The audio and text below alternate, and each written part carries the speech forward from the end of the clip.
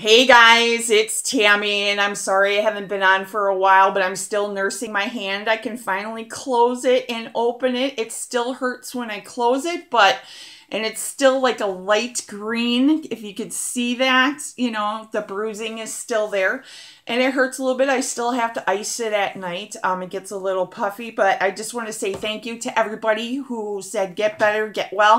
Thank you very much. It was a dog bite, you guys.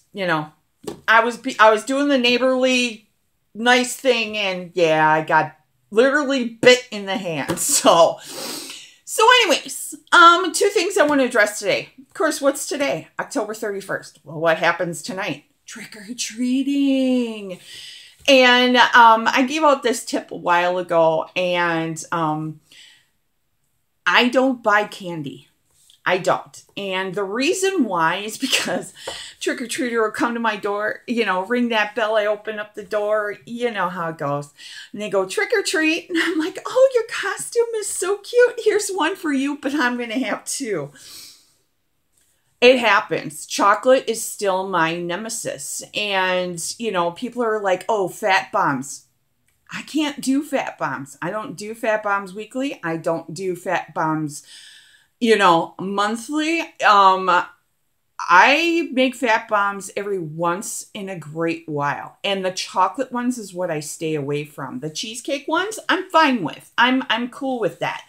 But the chocolate ones, I made chocolate covered pumpkin spaceship looking ones, and I had 3 of them, and they were yummy. But I still have a problem with chocolate, and it's been almost 3 years on my journey, and I always will have a problem with chocolate. So, when that trick-or-treater comes to your door, trick-or-treat, here's one for you, 2 for me. No, my number 1 tip is buy candy that you do not like. Now, for me, it's Almond Joys and Mounds. I can't stand coconut worth a damn. And let me tell you something. I just bought some candy and I gave it to my neighbor. She's going to be passing it out for me. I do not pass out candy on Halloween because I might even be tempted just to suck the chocolate off the coconut stuff and then, throw the rest of the bar away. I can't do it. I can't do it. And it's sad. For me, it leads to binge eating, which is a big thing for me. And I seek counseling for my binge eating. And right now, it's just mainly chocolate. Another thing, my friend of mine, Justin, made me, like 5 years ago, a lockbox. And I used it for other things at the time. But now for the past 3 years, my daughter, of course, goes trick-or-treating, and she comes home with all her goodies, Now the temptation's there. Great. So, my friend, I have turned this into the Halloween trick-or-treating candy box. Once a year, I bring this out. It has a lock on it. As you guys can see, my daughter has the lock and the key. And if you notice in the back, the screws are not on the outside. They are on the inside, so I can't get tempted to take the screwdriver and get some candy out of the box. Now, inside this box, it is built very sturdy, and my daughter puts her candy in there so that way I can't get to it. It is great. I use it every year, and I'm not ashamed. It's just something that I have to do around this time of the year. Chocolate is my nemesis. It is my nemesis. I just can't have one Reese's peanut butter cup. Oh, no. They'll all be gone before, the day's out. And then the next thing you know, I'm going to have a big, huge guilt trip. Not worth it. Not worth it. So, if you got a handyman, get a lock box. It works. So, the main purpose of this video is because I've been getting a lot of messages lately. Magical macros.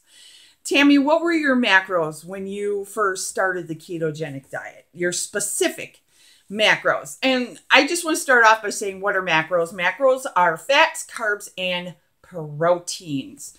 Those are macros right there. And everybody has a certain percentage. Everybody has a certain number of grams. Everybody has a certain number of calories. And on the ketogenic diet, it is a high fat, moderate protein, low carb diet. Now, They suggest anywhere between like 70 to 75% fat. I believe it's 15 to 20% protein and 5 to 10% carbs. Now, I was under medical supervision at 1,100 calories in my first month, okay?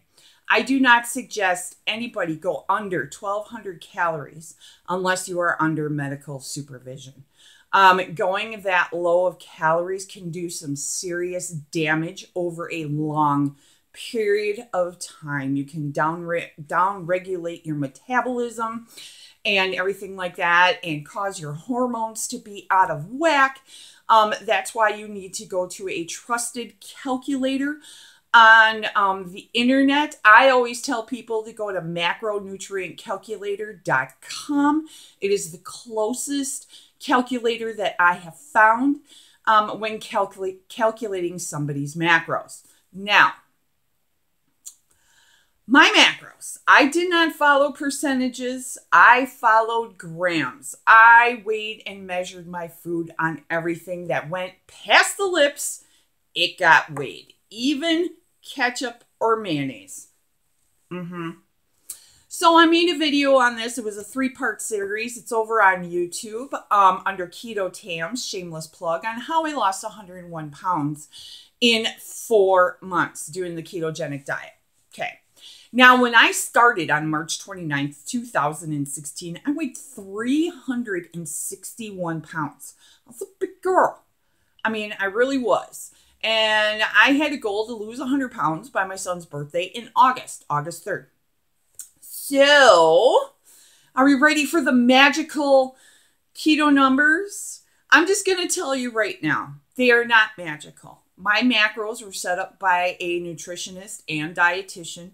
These macros are not, these fit my lifestyle at the time.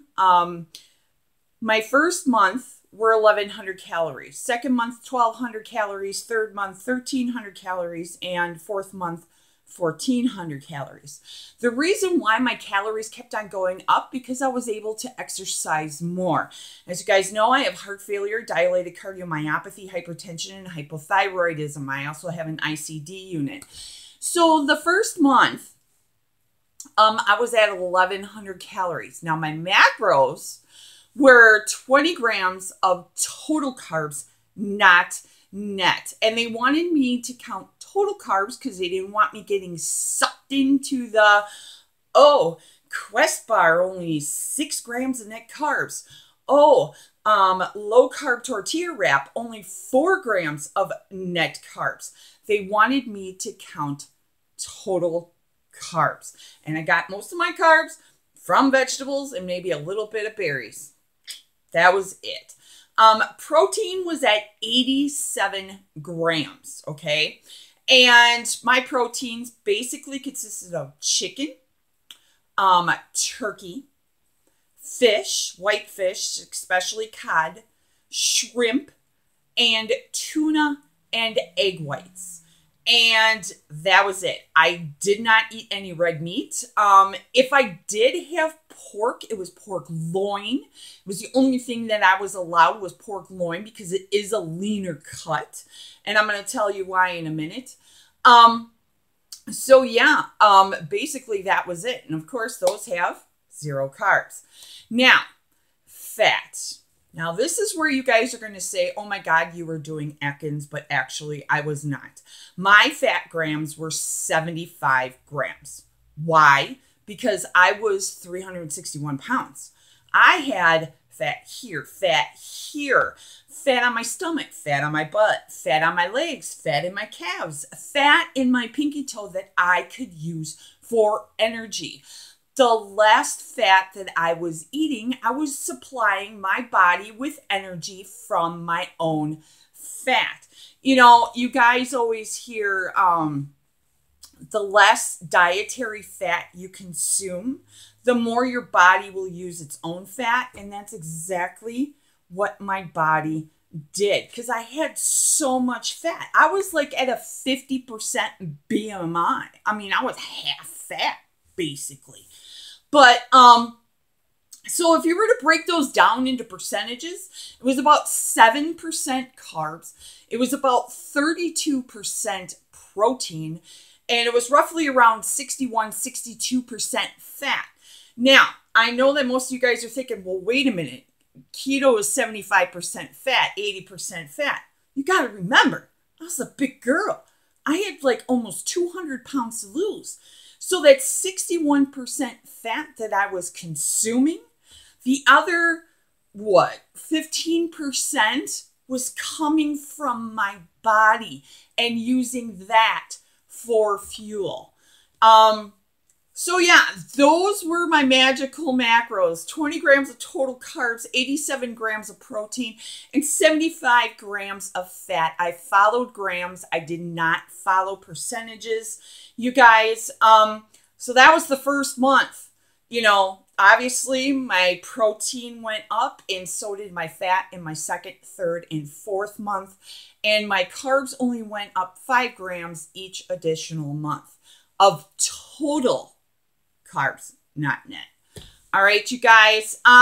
So yeah, is there a magical, keto number out there, calories and macros? No, there's not, because everybody is different on their journey, and it all goes by height, weight, age, level of activity, and other things get figured in there too. So I hope you guys enjoyed this video. No magical macros from me, but I am happy to share what my beginning macros were with you guys, so that way you can understand how I lost 101 pounds in 4 months. Let your body use your own fat instead of eating it. Oh, and by the way, I never did any kind of keto supplements. I never did any MCT oils. And I sure as heck did not drink bulletproof coffee. All right, you guys, I will talk to you later, and you guys have a great day. Bye.